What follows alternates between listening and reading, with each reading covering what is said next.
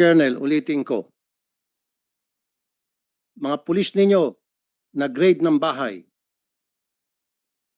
nakasibilyan, nakabonet, walang body cam.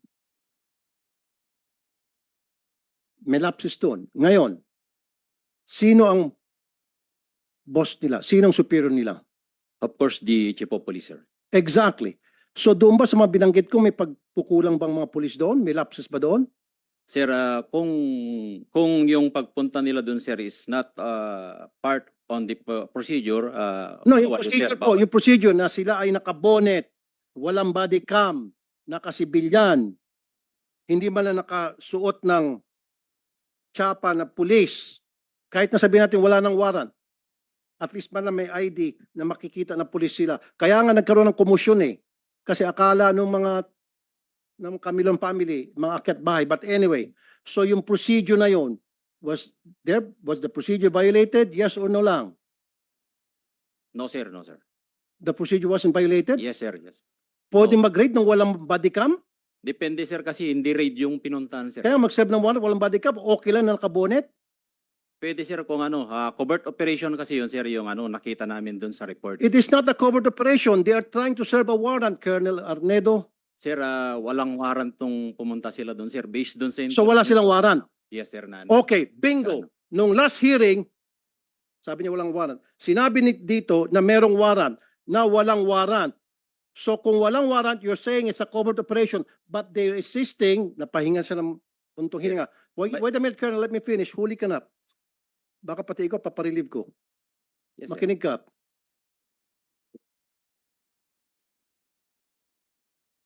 Sabi mo, walang warrant.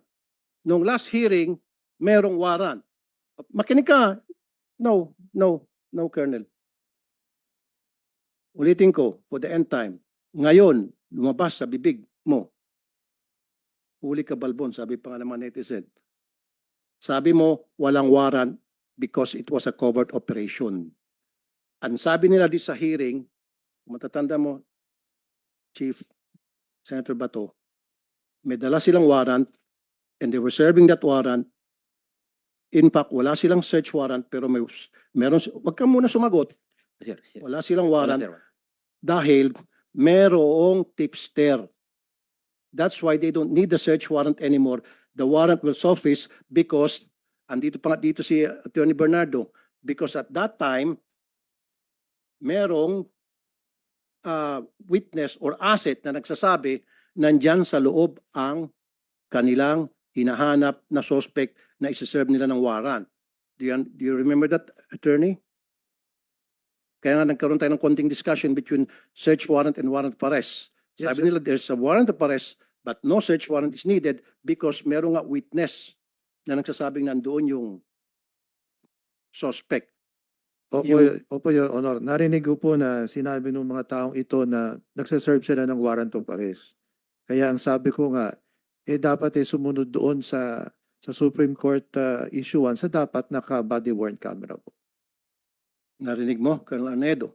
Ngayon, galing sa bibig mo, walang warrant at covert operation. Hindi kayo tumutugma-tugma. Dito may kita, Mr. Chair, na napakasinungaling kasama na si PD, Chief of Police at itong tatlong alipores nila. You see, Colonel, you're a bad example of the PNP. Your Honor, Senator Tulfo, klaruin mo natin. Yes. May warrant o wala? Sir, may warrant, sir. Pero Oh. yung sinasabi ko, sir, nagbabalidate nga doon sa sir, yung Chief Intel, walang dalang doon, pero nagbabalidate nga. Pero But meron there's a existing warrant. warrant yung subject. Mayroon, sir. Hindi Meron lang pa. nila bit-bit yung Yes, warrant. sir. Yun ang ibig kong sabihin, sir, na hindi lang nabit-bit yung warrant because they are validating Chief Intel po yung nandun, sir. Klaruin natin, covered ng warrant yung Yes, subject na hinahanap nila. Yes, sir. Hindi lang nila Warrant. bit-bit yung papel. Yes, sir. Oh. Klaruin mo Then, pag... kung walang warrant, dapat di kayo pumasok. Sir, actually, sir, hindi sila pumasok, sir. Sorry, Hindi sila pumasok. sorry po, Chief. Doon pa lang nagkaroon inconsistencies. I'm sorry, Chief. Yes. Parang nabibaby to eh. The way I look at it. Parang nabibaby na naman to eh. Nakakawala na naman to eh. Huli ko na sana to eh. Nakakawala na ulit. Sinabi mo walang warrant. Sinabi na nga mismo ni Attorney Bernardo, sabi ng mga pulis mo meron. Tapos ngayon sinasabi mo wala. Sinabi ng mga pulis mo nandito, dala nila yung warrant. They were there, here. Dala nila yung warrant. Ngayon sinabi mo walang warrant, pero nung i-baby ka, sabi mo, Klaruhin ko lang, Senator Tulfo, hindi ko binibaby itong Sorry. mga tao na ito, ha? Kahit na mga dati ko itong mga tauhan, alam mo na, nakita mo naman kung ako yung gagalit dito sa kalukuhan nila. Ako lang, I'm just trying to explain na kami sa PNP, kapag nag-operate kami, lalong-lalo na pagkilala yung mga operatives, number one, we allow them to use bonnet para hindi sila makilala. Pero yun nga, pag i-serve na yung warrant, dapat mayroong uniform personnel na kasama. Pero yung presensya na doon para mag-confirm kung andyan o wala yung subject, wala mong problema kahit na nakahubad sila dyan, nakatsinilas, kasi that's part of the intelligence operations na ginagawa ng police. Pero kailangan, pag-serve nila, dapat may kasama na silang police na uniformado.